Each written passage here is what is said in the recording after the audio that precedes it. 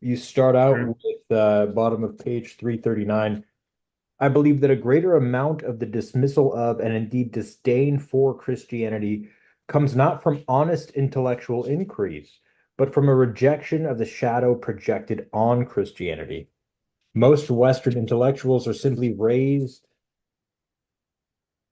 in the modern dogma of looking down on religions, but perhaps especially on Christianity. Uh, why do you think that religion and more specifically Christianity does kind of call for that intellectual criticism from people within and without the religions? Uh, and that kind of goes in tandem with what we're saying is that, you know, ultimately it doesn't matter how you've come to that understanding and that knowing of the truth that Christ exists, that God is real. But at the same time, Christianity as a religion and other religions do gain a lot of hatred. Yeah, so it's definitely a very complicated issue. And before that, I do say like there are legitimate intellectual criticisms. It's not just all that uh projected, imagined nonsense. But I'm saying I do think that that plays a significant role. And I would say, I mean, the real direct answer to that is I think we have a problem with the intellect. I think the intellectual side of life breeds a sense of um, arrogance and uh, narcissism, and that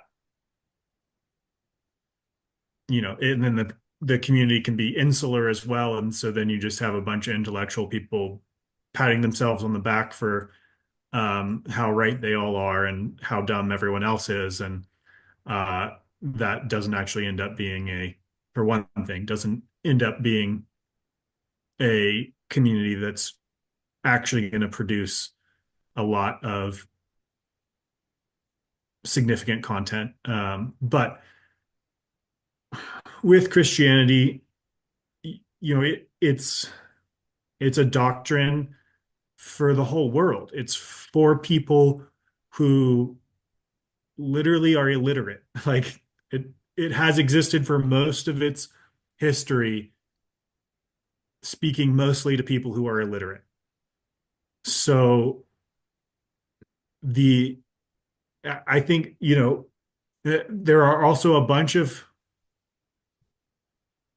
instances throughout Christian history as well as contemporarily of people who are highly intellectual who are Christians and have a bunch to say about Christianity and what it teaches. And I think why I said, I think it is a problem on the intellectual side is the intellectuals often have this attitude of, well, ours is the most important arena, or ours is the only important arena, and let's push everyone else. The stupid, illiterate farmer, he shouldn't be here. He doesn't have a seat at the table. This story's not actually for him, or this story's over his head, or whatever it is. That I think is the core problem of the attitude because that's not how it works. And Christianity is actually set up properly, and it does hold a seat open at the table for the illiterate peasant. And that causes problems when you have intellectuals at the table who want to be constantly recognized as the most important. So